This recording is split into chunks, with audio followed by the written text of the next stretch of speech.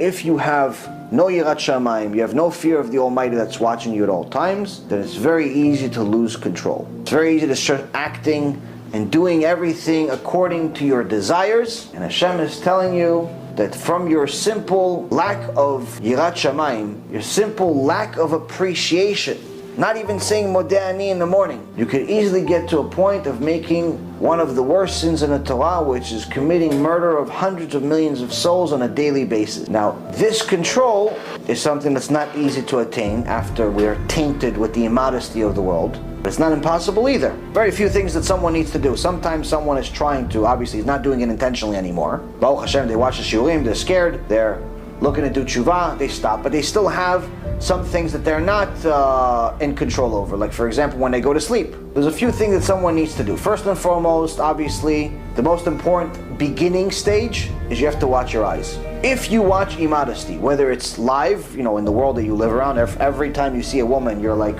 one of these toys you buy at the baseball games with the bobbleheads. You look at everything that walks, you're going to waste seed. Whether intentionally or not intentionally, you look at women, even if you're looking at modest women. If every time a woman moves, if she's modest or not modest, if you look at every single woman or a lot of women, you're going to waste seed. Your imagination is going to do its thing. You're going to imagine the modest woman that you're seeing at the Bet Knesset like the immodest woman you saw before you did tshuva. So first and foremost, you have to start watching your eyes. Start getting used to looking at the floor. Start getting used to training yourself that every time you see a woman, you see what you need to see, which is saying hello if you need to say hello, and then looking away, or looking into nothing. Sometimes I could look straight at you. This is Baruch Hashem, takes some time, but I could look straight at you, but I'm not really looking at you. I'm looking, you see me as looking at you, but I'm really looking on top of your head, or on the side of your head. I'm not really looking at your face. And that's necessary not for men, it's necessary for women. Because sometimes I can't really look at them. So, now if I looked at the floor every single time, people are like, is there something wrong with you? Are you looking for something? Did you lose keys? What happened? You have to train yourself. So first and foremost, you have to train your eyes. It's not easy, but it's possible. Number one. Two, you have to make sure that you're not one of these people that curses every 2 seconds. You have to start watching your mouth. If you speak like a truck driver, this one level of immodesty leads to another. Step number 3, you have to make sure that you're not putting yourself at risk at all times. If your surroundings are constantly immodest places, you're going to have an impossible time being modest. Whether it's because your meetings always have to take place at a bar. There's a lot of networking events that happen in bars, or different gatherings where pretty much everyone shows up half naked on the female side and 3-piece suits on the male side. Each one is trying to dress to impress, hoping that they bring someone home instead of the business. You have to stay away from stuff like that. Someone wants to meet you, meet them at a coffee shop.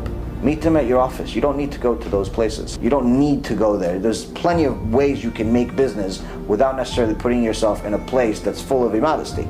I understand people think, oh wait, but maybe I'm going to lose an opportunity. Well, yeah, if you don't believe in God, then yes, you'll lose an opportunity. But if you believe in God, then God knows that you're not going there, not because you don't want the business. You're not going there because you don't want to see immodest women. So He'll give you the business other ways. If you believe God runs the world, you have nothing to worry about. So, watching your eyes, watching your surroundings, watching your mouth, and last but not least, choosing your friends. All of your friends are lifetimes away from you, where their idea of fun is going to strip clubs and bars, which you used to do before you went and did tshuva. Then you have to lose those friends, or get them to do tshuva, whichever happens first.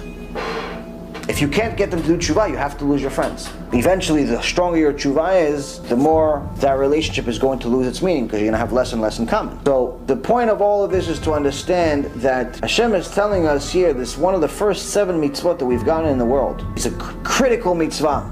Don't waste seed. You learn it from Noach. I destroyed the world because of this. But the only reason why it got to such a high level sin is because people could not control themselves. A very, very simple thing to do if you start with the right foot. If you teach your kids from the beginning, when they're 3 and 4 and 5 and 6 years old, that they have to have structure, they have to say thank you, they have to wash their hands, they have to keep their hygiene, they have to pray, they have to study, they have to do all these different, if you teach them structure, but with a meaning, that you're doing it for something, you're doing it for someone, you're doing it for HaShem. You're not doing it because you want to read books for no reason. there's a reason for all of it, you're giving yourself a structure, and Be'ezrat Hashem, you won't get to such a high level sin. But if there's no structure, and if you're just doing it for, pretty much just because somebody told you to do it, and you don't get your questions answered, eventually you're going to fall off, and Hashem Erechem, what can happen?